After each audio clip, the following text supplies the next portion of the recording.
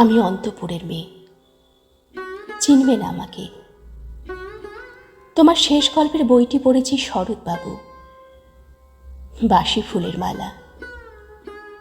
তোমার নায়িকা এলোকেশের মরণ দশা ধরেছিল ৩৫ বছর বয়সে। ২৫ বছর বয়সের সঙ্গে ছিল তার রেশারেশি। দেখলেম তুমি মহোদাশয় বটে, জিতিয়ে দিলে তাকে। নিজের কথা বলি, বয়স আমার অল্প। একজনের মন ছুঁয়েছিল আমার এই কাঁচা বয়সের মায়া, তাই জেনে পুলক লাগতো আমার দেহে।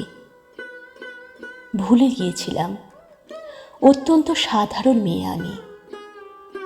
আমার মতো এমন আছে হাজার হাজার মেয়ে, অল্প বয়সের মন্ত্র তাদের যৌবনে। তোমাকে দোহাই দিই, একটা সাধারণ মেয়ের গল্প লেখো তুমি। বড় দুঃখ তারও স্বভাবের গভীরে অসাধারণ যদি কিছু তলিয়ে থাকে কোথাও, কেমন করে প্রমাণ করবে সে? এমন কজন মেলে যারা তা ধরতে পারে। কাঁচা বয়সের জাদু লাগে ওদের চোখে, মন যায় না সত্যের খোঁজে। আমরা বিকিয়ে যাই মরিচিকার দামে। কথাটা কেন উঠল তা বলি। মনে করো তার নাম নরেশ। সে বলেছিল কেউ তার চোখে পড়েনি আমার মতো।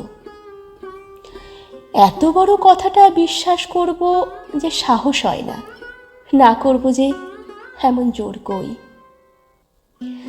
একদিন সে গেল বিলেতে, চিঠিপত্র পায় কখনো বা। মনে মনে ভাবি, রাম রাম, এত মেয়েও আছে সে দেশে, এত তাদের ঠেলাঠেলি ভিড়, আর তারা কি সবাই অসামান্য? এত বুদ্ধি, এত উজ্জ্বলতা, আর তারা সবাইকে আবিষ্কার করেছে এক নরেশ সেনকে, স্বদেশে যার পরিচয় চাপা ছিল 10-এর মধ্যে। গেল মেলে চিঠিতে লিখেছে লিজির সঙ্গে গিয়েছিল সমুদ্র নাইতে। বাঙালি কবির কবিতা কলাইন দিয়েছে তুলে। সে যেখানে উর্বশী উঠেছে সমুদ্র থেকে, তারপরে বালির পরে বসলো পাশাপাশি। সামনে দুলছে নীল সমুদ্রের ঢেউ, আকাশে ছড়ানো নির্মল সূর্যালোক। লিজি তাকে খুব আস্তে আস্তে বললে, এই সেদিন তুমি এসেছো, 2 দিন পরে যাবে চলে। ঝিনুকে 2টি খোলা, মাঝখানটুকু ভরা থাক একটি নিরেট অশ্রুবিন্দু দিয়ে। দুর্লভ, মূল্যহীন, কথা বলবার কি অসামান্য ভঙ্গি। সেই সঙ্গে নরেশ লিখেছে কথাগুলি যদি বানানো হয় দোষ কি, কিন্তু চমৎকার। হিরে বসানো সোনার ফুল কি সত্য? তবু কি সত্য নয়? বুঝতেই পারছো, একটা তুলনার সংকেত ওর চিঠিতে অদৃশ্য কাঁটার মতো আমার বুকের কাছে বিধিয়ে দিয়ে জানাই, আমি অত্যন্ত সাধারণ মেয়ে। মূল্যবানকে পুরো মূল্য চুকিয়ে দিই, এমন ধন নেই আমার হাতে। ওগো, না হয় তাই হলো, না হয় ঋণী রইলেম চিরজীবন। পায়ে পড়ি তোমার, একটা গল্প লেখো তুমি শরৎবাবু, নিতান্ত সাধারণ মেয়ের গল্প, যে দুর্ভাগিনীকে দূরের থেকে পাল্লা দিতে হয় অন্তত 5-7 জন অসামান্যার সঙ্গে, অর্থাৎ সপ্তরথিনীর মার। বুঝে নিয়েছি আমার কপাল ভেঙেছে, হার হয়েছে আমার। কিন্তু তুমি যার কথা লিখবে তাকে জিতিয়ে দিও আমার হয়ে। পড়তে পড়তে বুক যেন ওঠে ফুলে, ফুল চন্দন পড়ুক তোমার কলমের মুখে। তার নাম দিও মালতী, ওই নামটা আমার। ধরা পড়বার ভয় নেই, এমন অনেক মালতী আছে বাংলাদেশে। তারা সবাই সামান্য মেয়ে, তারা ফরাসি জার্মান জানে না, কাঁদতে জানে। কি করে জিতিয়ে দেবে উচ্চ তোমার মন, তোমার লেখনী মহিয়সী, তুমি হয়তো ওকে নিয়ে যাবে ত্যাগের পথে, দুঃখের চরমে, শকুন্তলার মতো। দয়া করো আমাকে, নেমে এসো আমার সমতলে। বিছানায় শুয়ে শুয়ে রাত্রির অন্ধকারে দেবতার কাছে যে অসম্ভব বর মাগি, সে বর আমি পাবো না, কিন্তু পাই যেন তোমার নায়িকা। রাখো না কেন নরেশকে 7 বছর লন্ডনে, বারে বারে ফেল করুক তার পরীক্ষায়।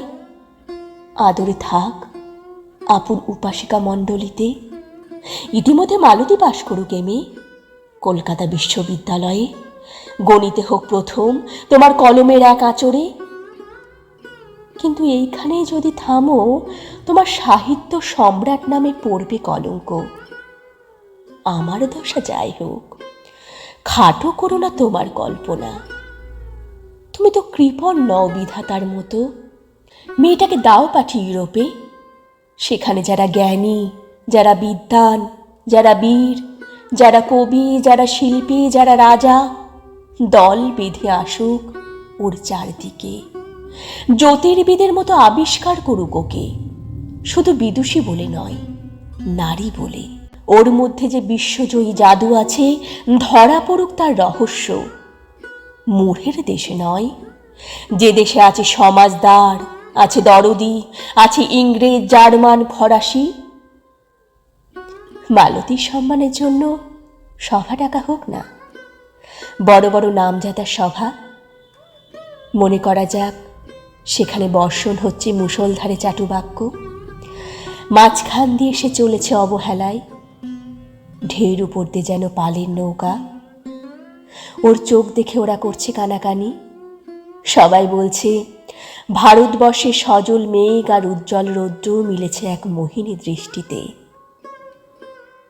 এইখানেই জনান্তিকে বলে রাখি, সৃষ্টিকর্তার প্রসাদ সত্যই আছে আমার চোখে, বলতে হলো নিজের মুখে। এখনো কোনো ইউরোপের অসুখের সাক্ষাৎ ঘটেনি কপালে।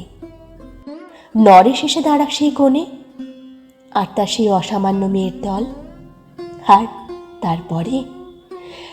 তারপরে আমার নোটিশ একটি মুড়লো, স্বপ্ন আমার ফুরলো।